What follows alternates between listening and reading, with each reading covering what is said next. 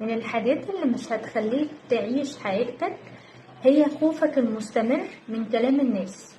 الناس هتشوفني ازاي؟ لو عملت كده هيقولوا عليا ايه؟ حقيقي من وجهة نظري انا بشوف ان دي اكتر حاجة ممكن تعطل الشخص في حاجات كتير في حياته.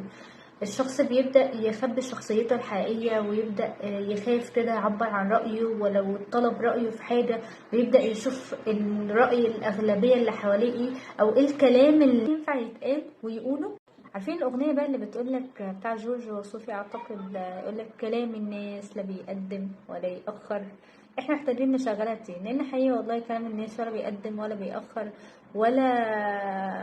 ولا ليه لازمة أصلا. يعني في كلام كتير ممكن يتقال ملهوش أي لازمة، وحقيقي انت اللي بتعطل نفسك. لو عايز تعمل اي حاجة في حياتك وماشي بمبدأ الناس هتقول عليا ايه، ولو قلت الكلمة الفلانية هيقولوا ايه او هيشوفوني ازاي، انت الوحيد بس اللي هتقف مكانك. هما ماشيين في حياتهم، ولو بطلوا كلام عليك او ما اتكلموش عليك او ما جابوش سيرتك، في غيرك هيجيبوا سيرتهم. اصلا الناس اللي بتبقى فاضيه عشان تجيب كلام يعني تقعد تتكلم عن الناس، دي ناس فاضيه من وجهة نظري. انا بشوف ان اكتر ناس مش فاضيه او مشغوله بحياتها هي اللي مش هيبقى عندها وقت او مساحه ان هي تقعد تتكلم على حد.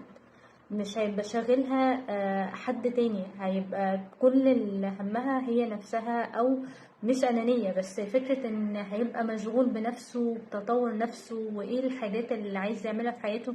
مفيش وقت ان هو يجيب سيرة فلان عمل فلان سوى. فاللي عايز اقوله من كل ده يعني انك ما تعطلش نفسك عشان كلام حد. وكده كده الناس بتتكلم، سواء عملت حاجة أو ما عملتش حاجة، هو اللي عايز يتكلم هيتكلم.